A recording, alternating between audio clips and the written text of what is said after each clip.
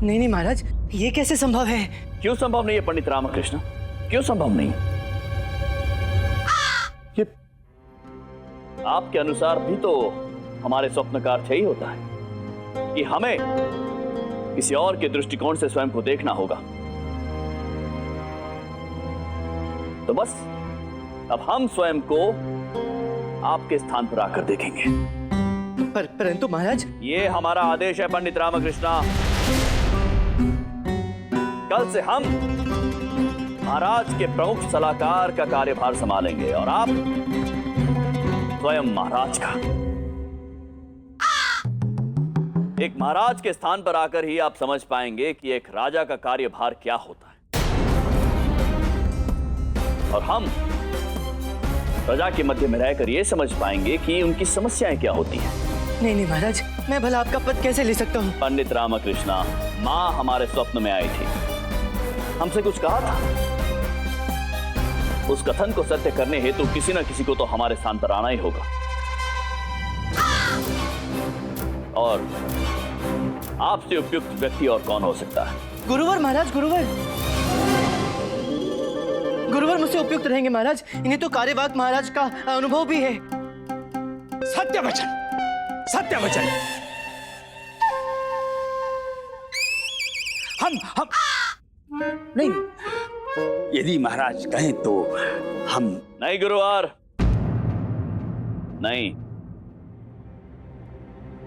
मात्र पंडित रामकृष्ण ही ये कार्य करेंगे। हमारा निर्णय कल प्रातःकाल से लागू होगा। कल प्रातःकाल से पंडित रामकृष्ण अपने परिवार सहित हमारे राजमहल में राजा बनकर रहेंगे, और हम पंडित रामकृष्ण के निवास पर जाकर रहेंगे। कल से पंडित रामकृष्ण 3 दिवस तक पूरी स्वतंत्रता से राज का कार्य संभालेंगे, और कल से हम वो करेंगे जो पंडित रामकृष्ण करते हैं, अर्थात महाराज के प्रमुख सलाहकार का कार्य। महाराज के रूप में ये अगले 3 दिवसों तक हमारा अंतिम आदेश होगा।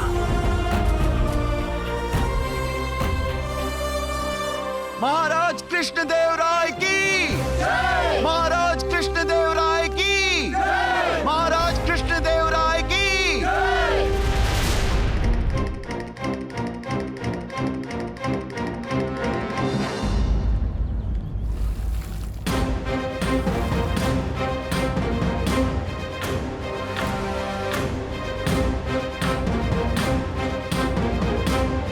हाँ बताइए पंडित रामकृष्ण, महाराज होने के नाते हमारा कार्य क्या है? विजयनगर पर शासन करना, हम सबको आदेश देना। आपका तात्पर्य है कि एक राजा केवल आदेश देता है। हमने एक निर्णय लिया है, 3 दिवस तक पंडित रामकृष्ण हमारा कार्यभार संभालेंगे।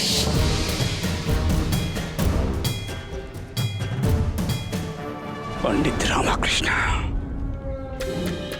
हम ये नहीं होने देंगे। हम तुम्हें 3 दिवस के लिए तो क्या, 3 पल के लिए भी महाराज नहीं बनने देंगे, कदापि नहीं।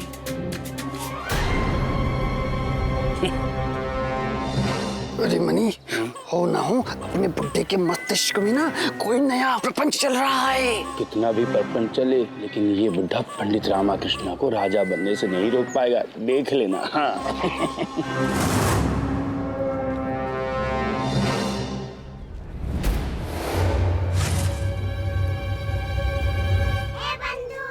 क्यों रामा, अम्मा शारदा को जब ज्ञात होगा कि तू राजा बन गया है तो वो कितनी प्रसन्न होंगी। परंतु ये प्रसन्नता का विषय नहीं है।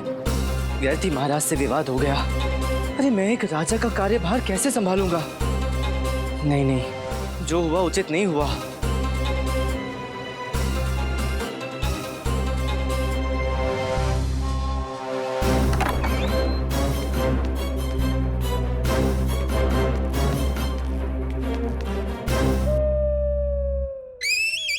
ओ, आ गया तू? नहीं, अभी आना शेष है।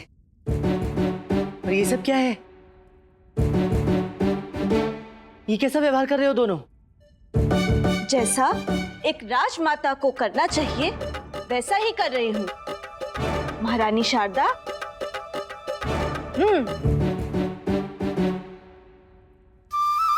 हाँ, आपको मंडी से तरकारी लेकर आनी है, जल भी भरना है, शैया की मरम्मत भी करनी है। बैठो तो चरमराने का स्वर आता है। हाँ, और आपको भोजन भी बनाना है, घर भी स्वच्छ करना है, और याद रखिए भास्कर को दूध भी पिलाना है। बस बस, बापू को थोड़ी श्वास तो लेने दो। आए नहीं कि कार्य की झड़ी लगा दी। ओ शारदा महोदया, मंडी से तरकारी मैं ले आऊंगा, शैया भी मैं ठीक कर दूंगा, किंतु भोजन बनाना, घर स्वच्छ करना और भास्कर को दूध पिलाना तो तुम्हारा कार्य है ना? हाँ। हम विजयनगर की महारानी हैं। हम ये छोटे मोटे कार्य नहीं करते। आइए राजमाता।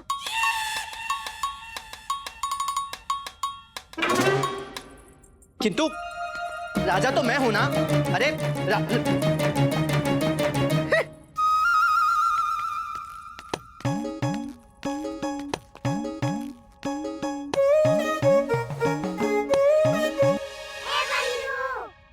रामा, अगले 3 दिवस तेरे जीवन के सबसे कठिन दिवस होने वाले हैं। सत्य कह रहा है बंधु, मुझे भी यही आभास हो रहा है। रामा, किसने कहा था इतना बड़ा उत्तरदायित्व लेने के लिए? अरे मैं स्वयं के ऊपर आए राजा बनने के उत्तरदायित्व को लेकर चिंतित नहीं हूँ। मैं तो ये सोचकर चिंतित हूँ कि महाराज प्रमुख सलाहकार का कार्य कैसे करेंगे। स्वयं की चिंता नहीं है मुझे, महाराज की चिंता हो रही है। जो भी हुआ अनुचित था, लेकिन तू ये सोच ले, अब मैं विजयनगर के महाराज की शिखा हूँ। अब मुझे अच्छी मात्रा में तेल पीने को मिलेगा। रामा चुप कर।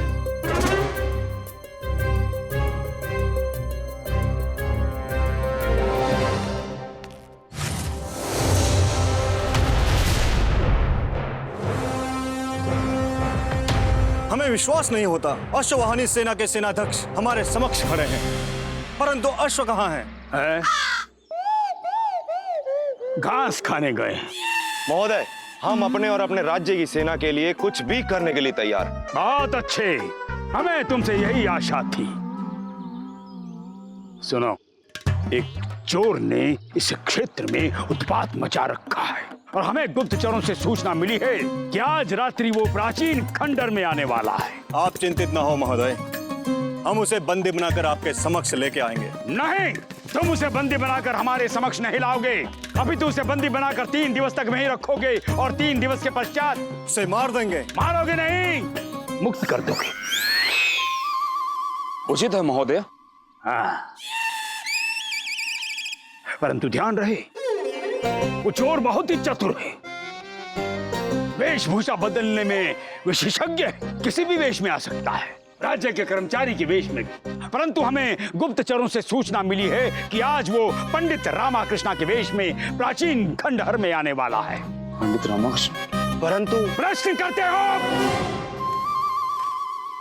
अब हम समझे तुम्हें विजयनगर की सेना में सम्मिलित क्यों नहीं किया गया। यही कारण है, आदेश का पालन करना चाहिए। शंका कुशंका संदेह नहीं। सेना अध्यक्ष ने जो आदेश दे दिया सो दे दिया। आपका यह अभियान अवश्य सफल होगा। जाओ, जाकर कार्य आरंभ करो।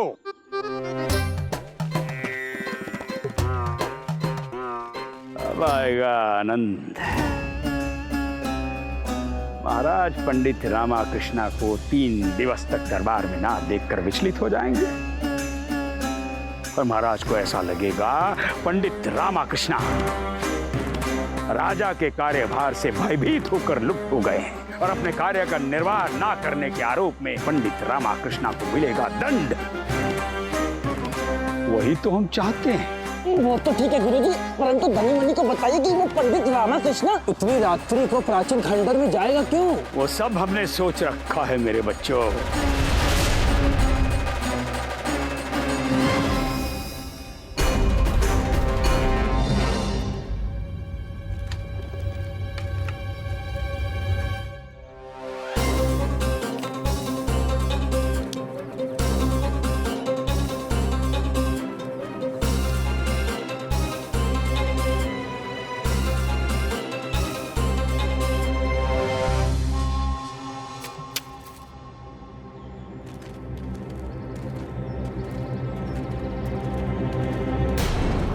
ये लोग कौन है?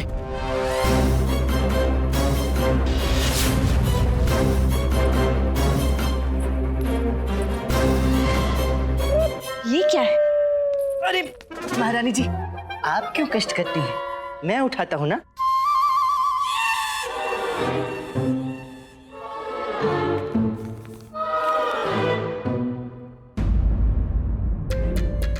महाराज कृष्णदेव राय के प्राण पर संकट है। उनका सामान्य मनुष्य बनना इस संकट को और बढ़ा देगा। बात जाननी है तो अर्धरात्रि को प्राचीन खंडहर में आकर मिलो। पत्र में लिखा क्या है? कुछ नहीं, कुछ नहीं। हाँ, अब आपकी तरकारी।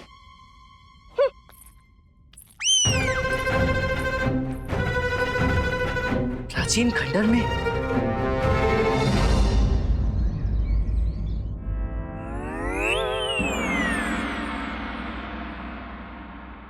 पंडित रामा कृष्णा तो गया। बड़ा आया था राजा बनने। बस रात्रि हो जाए, हम छिप कर जाएंगे और स्वयं अपने नेत्रों से पंडित रामा कृष्णा को बंदी बनाए जाते हुए देखेंगे।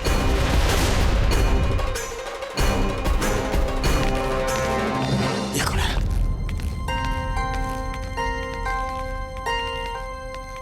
प्रणाम गुरुदेव। प्रणाम प्रणाम। कहो, इस समय कैसे आना हुआ? गुरुदेव, महाराज ने आपको शीघ्र अतिशीघ्र बुलाया है। महाराज ने हमें अभी क्यों बुलाया है? चलो। ये हम क्या सुन रहे हैं महाराज? आप 3 दिवस के लिए विशेष सलाहकार बनेंगे और पंडित रामकृष्ण महाराज? जी महारानी चिन्ना देवी, माँ ने स्वप्न में आकर जो संकेत दिया था उसको पूर्ण तो करना ही होगा। पंडित रामकृष्ण प्रजा से जुड़े हुए, उनके मधुर संबंध है प्रजा के साथ। हमें लगता है कि उनके पद पर आसीन होकर हम भी प्रजा से वही संबंध स्थापित कर सकते हैं। मां के आदेश के पालन के लिए एक विशेष सलाहकार के पद से उपयुक्त और कोई पद नहीं होगा महारानी चिन्ना देवी। वैसे भी पंडित रामकृष्ण को लगता है कि एक राजा केवल आदेश देता है, अब ज्ञात होगा उन्हें। क्या महाराज?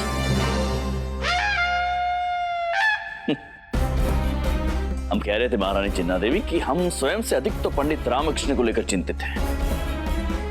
कल जब उन पर एक राजा के कार्यभार का बोझ पड़ेगा तो हम आशा कर रहे थे कि उनके कोमल कंधे इस बोझ को उठा सके।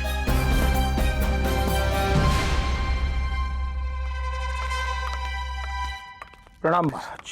प्रणाम गुरुवर। प्रणाम महामंत्री जी। प्रणाम महारानी जी। प्रणाम महाराज, आपने हमें बुलाया? जी महामंत्री जी, हमें लगता है कि पंडित रामकृष्ण के लिए ये राजकीय कार्यभार संभालना थोड़ा कठिन हो सकता है। अतः हम ये विचार कर रहे थे कि बहुत अच्छा किया आपने महाराज बुला लिया हमें। अर्थात हम भी आपसे यही कहना चाहते हैं कि पंडित रामकृष्ण का महाराज बनना असंभव। हाँ, उन्हें अनुभव भी नहीं है ना महाराज, और हमें। गुरुवर, हमने इसी विषय में आप दोनों को कुछ निर्देश देने हेतु बुलाया है। हम चाहते हैं कि अगले 3 दिवसों तक आप दोनों पंडित रामकृष्ण को सहयोग दें। महामंत्री जी आप प्रशासन और गुरुवर आप विधि, नियम और धर्म के निर्णय में पंडित रामकृष्ण की सहायता करेंगे। महाराज हम और पंडित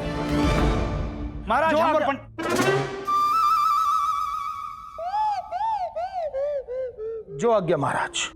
महाराज, हम ये कह रहे थे कि हम और पंडित रामकृष्ण की सहायता क्यों नहीं करेंगे?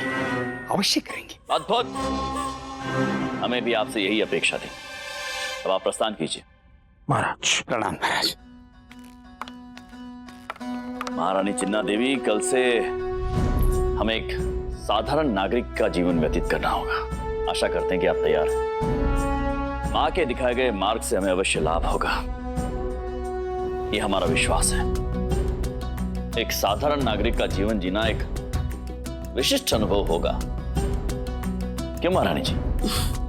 महाराज, हम बहुत उत्सुक हैं। जीवन में तनिक सा परिवर्तन होना आवश्यक है। जी, तो तैयार हो जाइए महारानी जी, और आप भी तैयार हो जाए विजयनगर राज्य के सम्राट कृष्णदेव राय।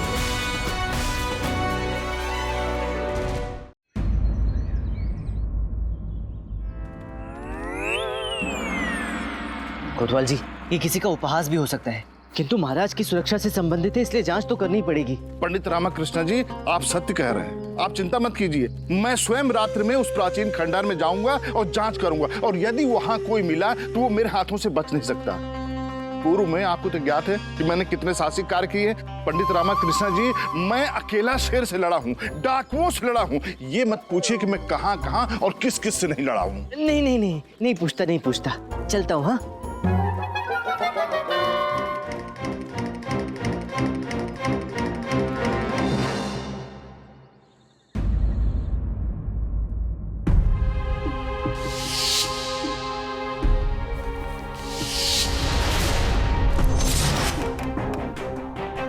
नहीं, मैं कोतवाल जी पर निर्भर नहीं रह सकता। महाराज की सुरक्षा का प्रश्न है। बिना सत्य जाने यदि मैं महाराज को मेरे निवास रहने आने से रोकूंगा तो वो मानेंगे नहीं। पत्र में कितनी सत्यता है ये ज्ञात करने के लिए मुझे प्राचीन खंडहर में जाना ही होगा।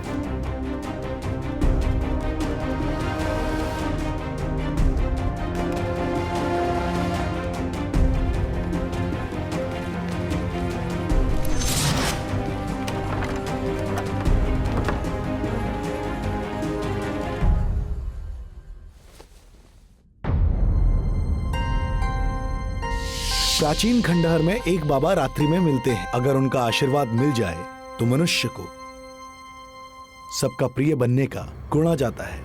कभी अवसर मिले तो अर्धरात्रि प्राचीन खंडहर में जाना। मुझे गुलवल का प्रिय बनना ही होगा, तभी मेरी शिक्षा पूर्ण हो पाएगी। लातली को प्राचीन खंडहर में जाना उचित तो नहीं होगा, परंतु मुझे जाना ही होगा। हे माँ, लामा को यह बात कभी ज्ञात नहीं होने देना, अन्यथा वो अत्यंत कुपित होगा।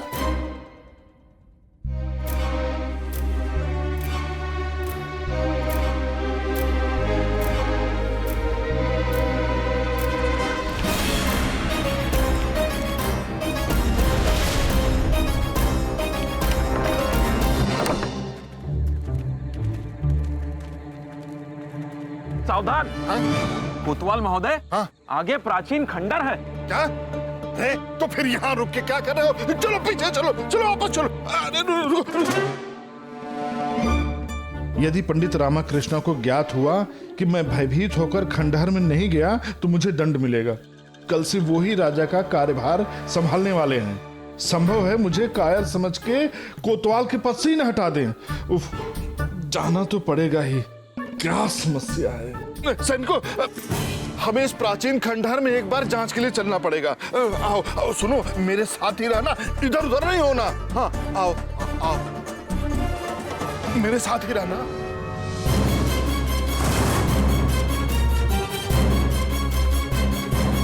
रुको, ओढ़ो, चलो।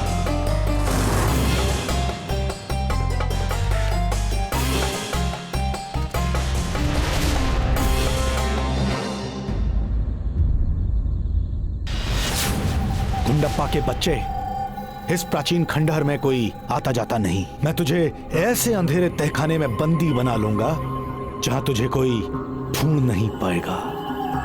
जब तक तेरे सगे संबंधियों को जानकारी प्राप्त होगी तब तक विलंब हो चुका होगा और मुझे हमेशा हमेशा के लिए तुझसे मुक्ति प्राप्त हो जाएगी।